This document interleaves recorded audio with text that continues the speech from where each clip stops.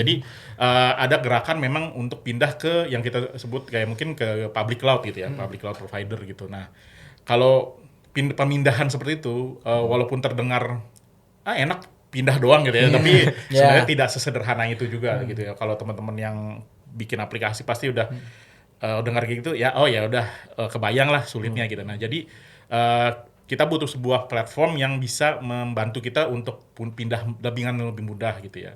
Nah, jadi platform ini kalau dari Red Hat namanya si OpenShift Container Platform ini gitu. Sama ini Om, itu kan tadi Om nyebutnya untuk industri gitu kan. Berarti dari skala menengah sampai enterprise itu bisa Om pakai Red Hat OpenShift ini. Berarti yang bisa gua tangkap itu kayak Fedoranya itu sebagai platform uji coba, sebagai platform untuk developer banget. Tapi kalau udah masuk ke Red Hat Enterprise Linux-nya itu yang udah bener-bener di defend, di hardening dari Fedora itu. Iya, Bisa betul. kayak gitu. Iya, kayak gitu. Jadi apalagi kalau kemarin belum lama sempat ribut ya. Kita kan biasanya kalau rel tuh punya CentOS gitu ya. Nah, terus fotonya sama Red Hat CentOS dihentikan gitu. Kita punya CentOS Stream. Nah, itulah jadi contohnya gitu. Jadi ada biasanya inovasi software itu jalan di komunitas gitu kan. Orang-orang bilang, "Oh, saya punya masalah gimana nih?" kayak gitu. Mereka coba bikin solusinya. Nah, tapi belum tentu solusinya itu bisa berjalan di enterprise gitu. Iya, Nah, ya kayak gitu. Jadi itu yang kita pastikan bahwa solusinya juga bisa berjalan. Itu juga terjadi juga di OpenShift sebenarnya. Kalau misalkan ambil contoh, kalau teman-teman pakai ngoprek Kubernetes gitu ya, pakai distribusi lain gitu, itu ada beberapa container image itu yang kan kadang-kadang saya pengen nyobain jalan, tinggal pull aja kok gitu ya, tinggal apa gitu. Nah, tinggal pull dari registry. Nah, itu kadang-kadang ada yang ngejalanin kontainer itu sebagai user root gitu atau sistem administrator gitu. Nah, itu kalau image seperti itu dibawa ke OpenShift itu langsung diblok sama deblok gitu. Langsung OpenShift akan ngeblok gitu. Kita detect nih bahwa ini ada sistem mencoba berjalan sebagai sistem administrator gitu ya. Jadi bakal gagal itu deployment-nya gitu. Jadi kita memastikan bahwa sebenarnya tidak ada security praktis yang salah gitu ya. Nah, gitu. Jadi emang ketat gitu, orang bilang strict gitu ya. Ya tapi kita bisa memastikan gitu bahwa yang kita deploy ke dalam production clusternya Red Hat itu ya udah sesuai standar security gitu, seperti itu sih. Nah, ngomong-ngomong tadi soal Red Hat, itu kan biasanya rata-rata orang mikirnya gratis gitu kan. Nah, kita bisa nggak sih Om nyoba atau tes lah, misalnya di laptop kita sendiri untuk deployment Red Hat OpenShift ini? Itu bagus tuh. Ya, iya. Ya biasa lah ya. Pengen nyoba dulu guys. Ya, nyoba ya. Ya memang kalau apalagi kayak OpenShift gitu ya, dia benda kalau kita sebut bilang behemoth gitu, monster gitu ya. Dia dideploy di skala besar gitu. Itu biasanya memang butuh resource yang nggak sedikit gitu. Ada beberapa situs gitu. Jadi kita tahu juga sebenarnya orang pasti pengen penasaran gitu kan. Apalagi kalau saya ngomong nih kayaknya kok manis banget gitu ya. Kok enak banget nih pakai OpenShift gitu. Nah, di jadi depan layar manis banget tapi di belakang Nah, itu kita ada situs namanya learn.openshift.com gitu ya. learn.openshift.com atau ke developer.redhat.com. Nah, di situ teman-teman bisa bikin akun. Nah, kita punya teknologi namanya OpenShift Developer Sandbox. Nah, jadi teman-teman bisa daftar. Nanti kalau sudah di-approve gitu sama tim Red Hat, teman-teman punya akses ke cluster OpenShift yang jalan gitu ya. Nah, clusternya berapa itu? Itu untuk tes doang ya? Ya, jadi memang nggak bisa langsung ngoprek terlalu banyak gitu ya. Tapi di situ teman-teman bakal dapat pengalaman gitu.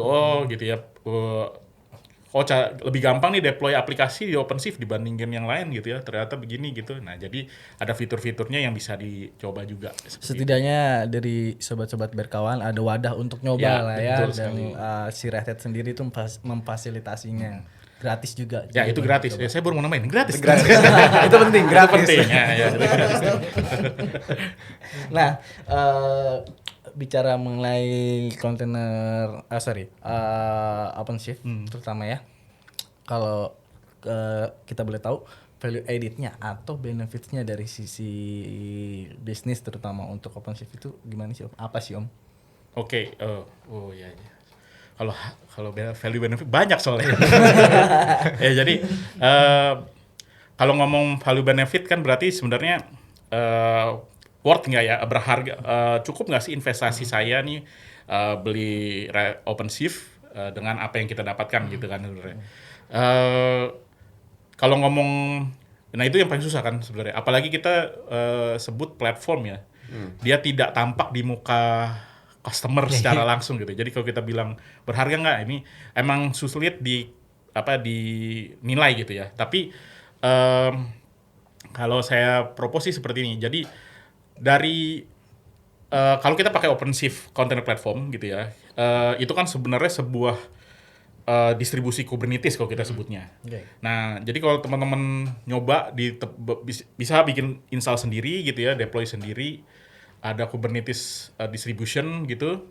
Mungkin next slide-nya ini tadi. Lagi Mas, operator. Lagi. Nah, yang ini. Nah, jadi kalau teman-teman lihat nih. Jadi kalau misal Kubernetes Banyak ya. vanilla kalau kita sebutnya ya, yang dikeluarkan oleh Google itu sebenarnya yang di kiri ini gitu. Jadi komponen-komponen yang didapatkan cuma itu gitu. Nah, Red Hat itu menambahkan kalau saya bilang sedikit ya nggak sedikit sebenarnya karena effortnya banyak. Jadi begitu banyak komponen yang buat institusi sobat berkawan itu bisa jalan langsung gitu ya. Nah, jadi kita punya best practices yang kita temukan gitu ya dari customer kita, terus kita lihat kita integrasikan dia ke dalam Red Hat OpenShift ini gitu ya. Nah, jadi kalau misalkan teman-teman punya inisiatif gitu, kita pengen pindah nih ke pakai Kubernetes biar keren gitu misalnya gitu ya. Jadi sebenarnya nanti itu dapatnya yang kiri doang gitu kalau misalnya pakai vanilla Kubernetes. Nah, nanti pasti akan ada pertanyaan gitu. Ini saya mau lihat aplikasi lognya gimana? Nah, ini nggak ada lognya gitu ya. Jadi kita harus nyari lagi gitu, nyari apa ya yang bagus gitu. Dan karena ini teknologi yang lagi trending ya, namanya juga kan gitu ya. Semua orang tuh tiba-tiba punya solusi. Pakai punya saya gitu. Jadi kalau dari dulu pengalaman saya sih, kalau kita punya tim operasional yang sedikit gitu ya, waktu mereka tuh akan habis buat nge-research doang gitu. Ya dia demen kali dia ngoprek gitu. Tapi kan bisnis bilang masa nggak bisa ngeliat logging doang gitu ya. Nah kayak gitu. Jadi fitur-fiturnya tuh yang kita lihat sebenarnya butuh gitu ya untuk kalau Red Hat sebutnya day 2 gitu ya. Jadi day 2 operation gitu ya dari sehari-hari nanti setelah ini diinstal gitu. Nah itu kita provide gitu. Jadi mau logging, mau monitoring gitu ya. Terus kalau misalkan tiba-tiba pengen deploy aplikasinya, pengen microservices gitu ya, kita pengen monitor, kita pengen tracing, nah itu sudah ada gitu ya, semua ada di platform si OpenShift ini gitu. Nah jadi sebenarnya yang dapat dari sebuah organisasi yang mencoba implementasi ini, kalau ngomongnya lawan Kubernetes juga, itu adalah sebenarnya efisiensi waktu, karena banyak waktunya yang bisa langsung digunakan untuk ya udah operasional aja gitu ya.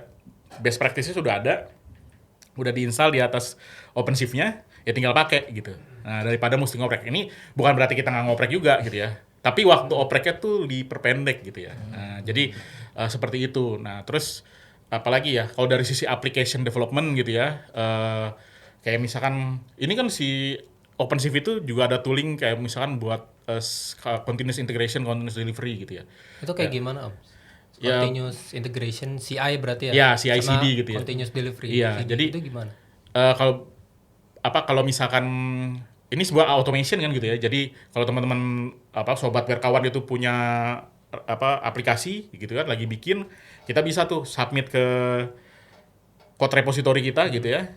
Nah, terus langsung ada proses yang berjalan gitu ya. Langsung otomatis dia deploy di cluster Kubernetes-nya untuk bisa di testing, ataupun kalau misalkan nanti sudah pede ya dia langsung begitu submit langsung deploy ke production gitu. Jadi automated gitu ya. Jadi automation kayak gitu tuh udah masuk juga ke dalam si OpenShift ini gitu. Nah, benefitnya dari OpenShift itu bisa kayak gini juga, Om. Kalau misalnya sobat berkawan gitu punya server-server yang nggak kepake gitu kan. Nah, bisa diinstal nggak OpenShift ini? Itu.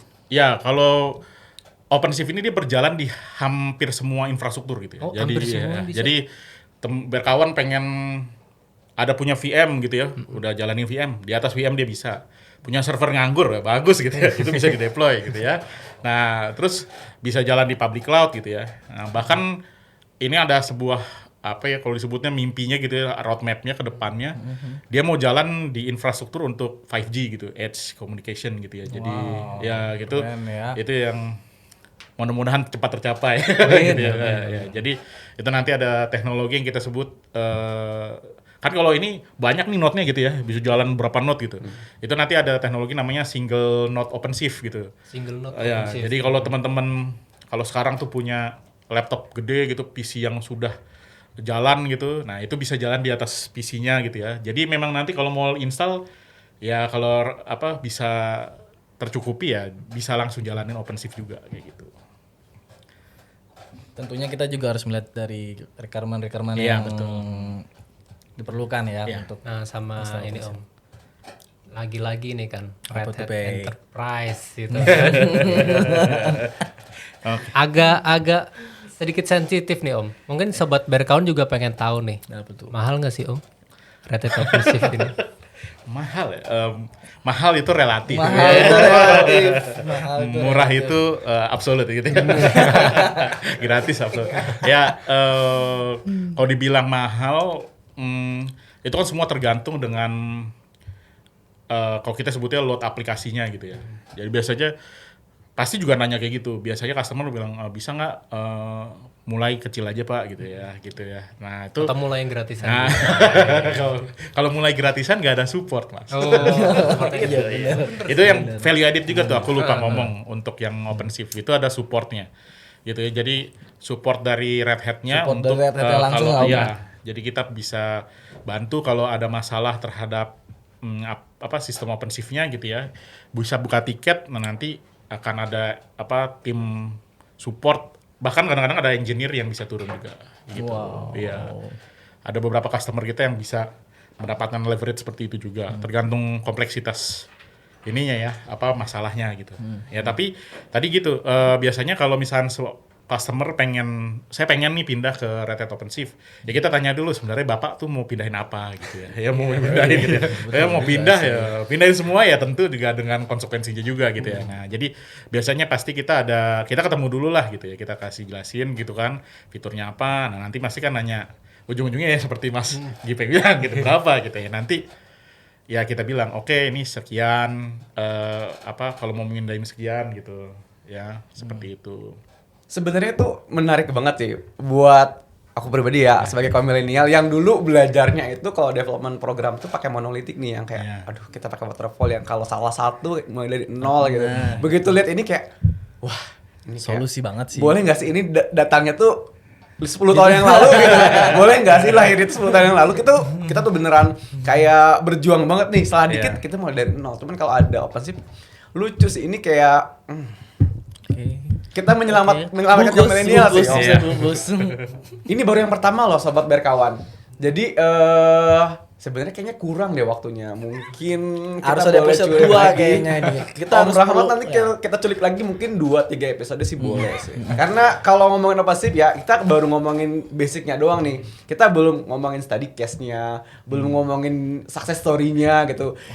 Kayaknya juga catatan GP itu pertanyaannya masih satu buku sih kayaknya. Dodi juga sama masih ada 2 halaman lagi sebenarnya gitu. Cuman Tadi rebutan. Iya, betul.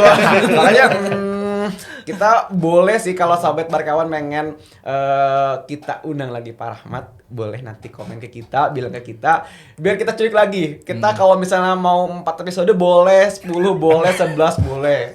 Isi di kolom komentar ya. Isi di Kita kolom ketemu komentar. orang yang tepat sih karena kalau yang aku dapat nih hari ini ya teknologi microservice itu beneran kekinian sih. Kalau mungkin teman-teman milenial pasti bakal sadar banget bahwa waduh 10 tahun lalu kok kita kayaknya sulit banget membangun aplikasi gitu. Dan sebenarnya aku juga sempet dapat suatu insight gitu dari teman-teman customer bahwa kalau sekarang tuh bukan teknologi yang ngedrive bisnis tapi bisnis yang ngedrive teknologi. Jadinya beneran bahwa teknologi itu beneran harus kita kita update terus lah biar baik teknologi sama bisnis itu kayak jalan berbarengan. Jangan sampai gara-gara kita nge-update bisnis juga jadi kudet gitu. Jadi banyak banget sih yang kita dapat hari ini gitu. Cuman kayaknya GP sama Dodi sih belum puas sih.